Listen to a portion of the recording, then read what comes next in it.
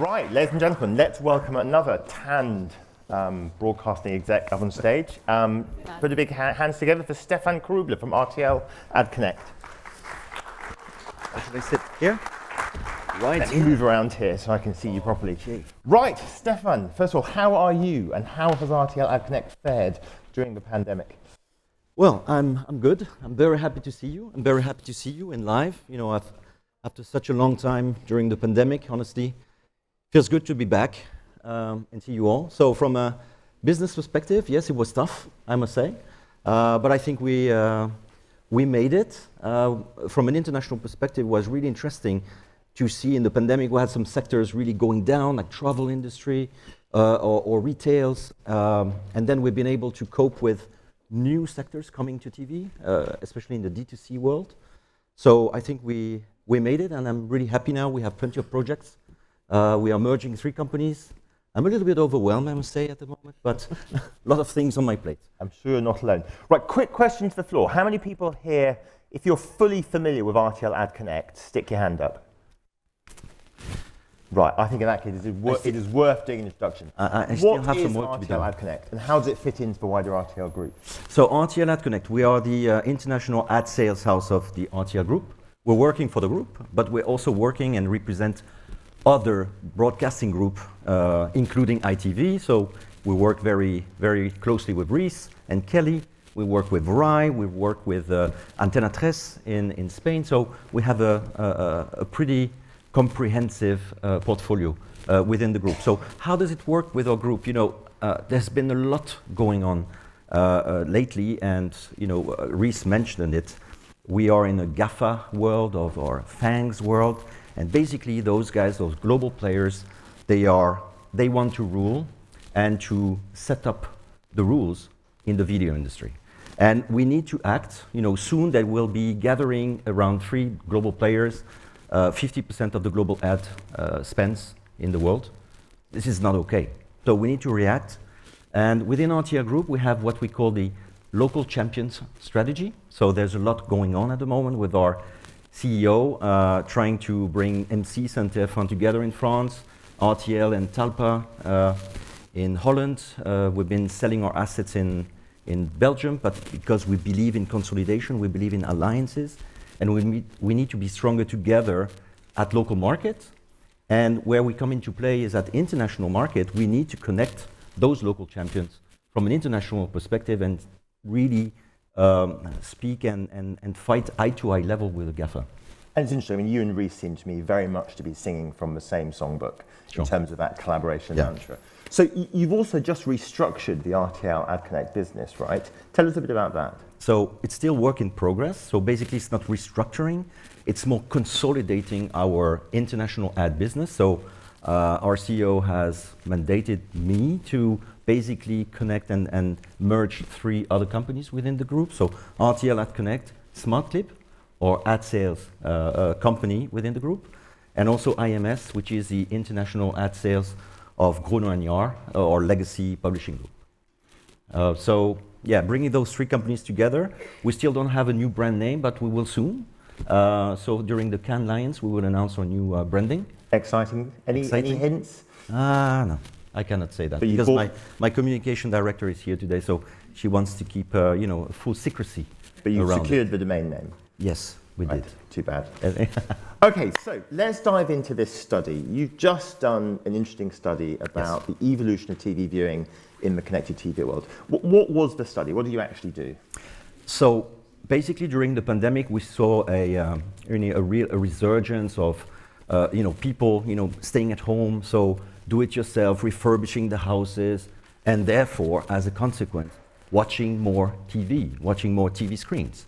And we wanted to understand what was behind it. Of course, there is more content available, linear, non-linear, many platforms available, etc. So we could have, again, looked at it from a device perspective, from a platform perspective, from a content perspective, but we wanted to change a little bit the narrative and see, okay, what are you users thinking about this, you know, new, this resurgence of the living room, what we call it the new life of the living room, because a lot of things are happening on the TV screen. So we conducted a study within 10 countries in Europe, 10,000 people, more than 10,000 people were interviewed with different, we had some focus groups where we really for weeks asked the people what they were doing, questions and what's up, what are you doing with your TV, etc. What is your viewing behavior? And then we had more than 8,500 respondents around, the 10 countries. And in the end, really interesting information. Basically, people are accessing the top 3 activity within each home in every country is watching video content among do-it-yourself or surfing on the web. So, and the vast majority of viewing TV is on the TV screen. So 75% of watching video content at home is happening on the TV screen. So really interesting material. And I think you also found that people are renewing their TV sets at an accelerated rate. Yeah. So if you take a general statistic, so 92% of Europeans own a TV set. But what we saw is more than 70% have a smart TV. And 50% of those have bought a new smart TV over the last 2 years. So it means something. There's an acceleration of the penetration of smart TV or connected TVs. And among the one who bought a smart TV, 31% on average say that they are watching more TV than before, and especially the youngsters. 35% of the youngsters are watching more TV than before because now they have a connected TV. So what's interesting is those people, they expect more than just the regular traditional linear TV screen than before. Now they're expecting a bigger screen, bigger resolution, and they expect more content, so a smarter TV screen. So I always think, if you think about the long story, it's really hard to ignore the fact that a smart TV enormously expands the range of content available to consumers. Yes. There's a lot more choice, deep content libraries, dozens of applications and services, as well as linear channels. When you were conducting the study, what did you find people were watching more of, and what are they watching less of? So what is interesting, and I think that's good for us, legacy broadcasters, people are still watching by far. The first viewing habit they have on a TV screen, even if it's a smart TV, is watching linear content. So they still watch a lot of linear TV. That's a good thing. The second is they watch a lot of SVOD, which is non-ad funded. So there's a little bit of an issue here with the advertising industry. And then it's followed by BVOD or broadcaster VOD, replay, AVOD, or short form content. This is what they do in that list of priority. Of course, you have discrepancies between European markets. If I look at France, for example, and I don't know why, I can explain that. That's the feedback of our research. They are very much still into the linear TV viewing.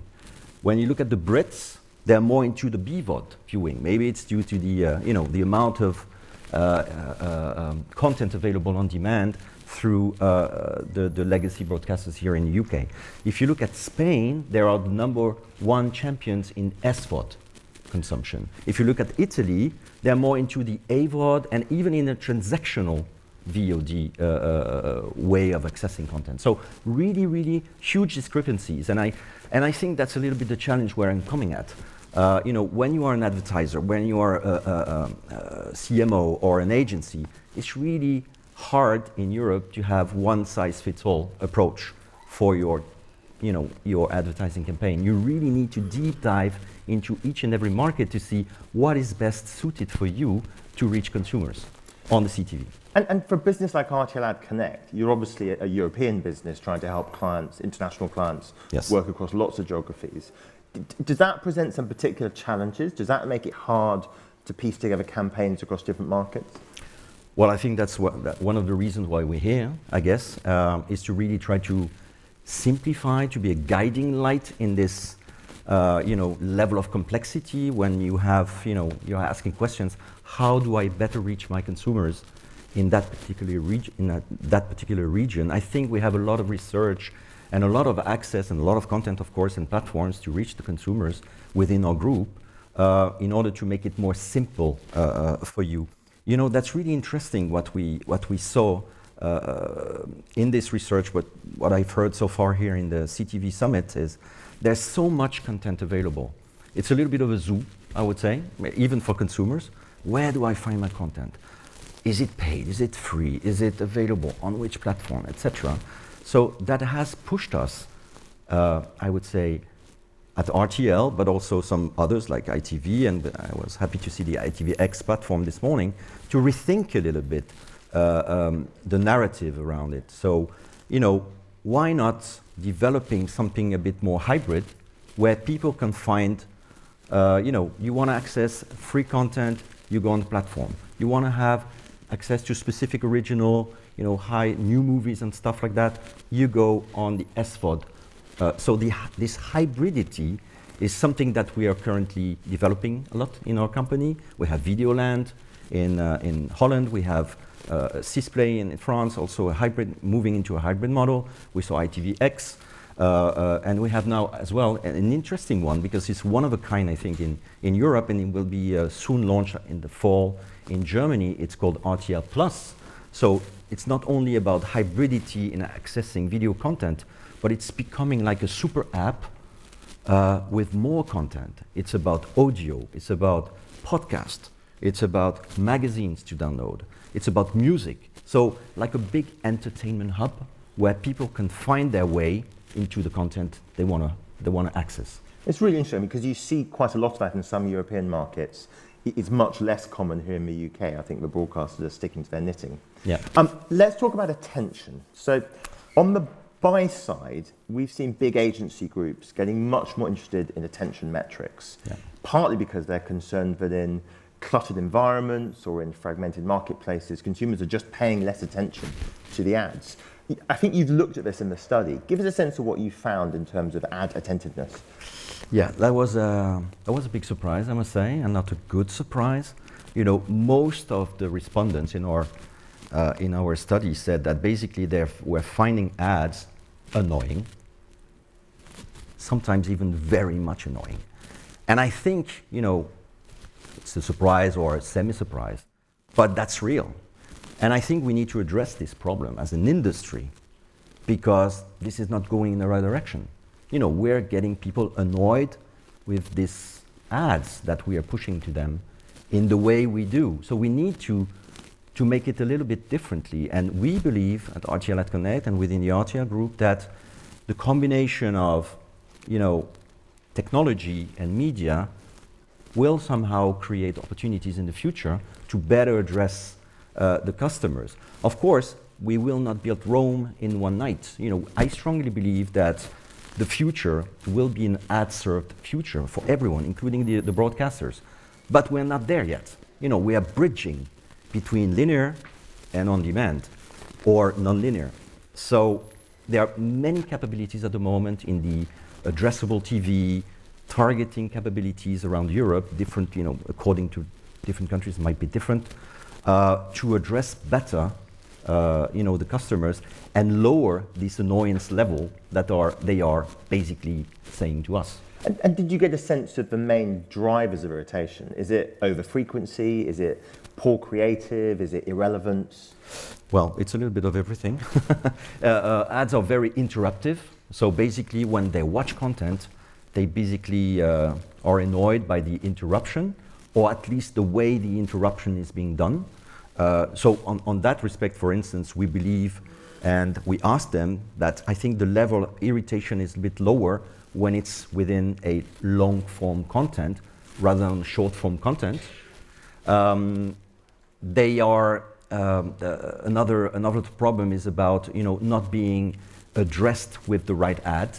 So basically, well, I'm not interested in this ad. So again, targeting options, ad spot replacement according to you know, different capabilities or different data will make this ad more relevant. And again, the frequency. You know, I'm constantly seeing these ads. At every break, I'm seeing this ad. At every pre-roll, I'm seeing the same ad.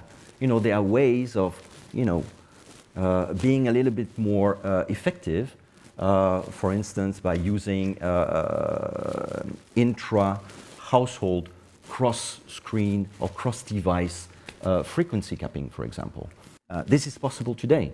And I think there are ways of having better solution and better ad experience for the consumers. So work to do. Yeah. I think the other thing you've developed is a segmentation. You've looked at carving up the market using some of the data you gathered. Tell us a bit about that. Yeah, I was glad to see what Reese was showing a little bit earlier on contextual data.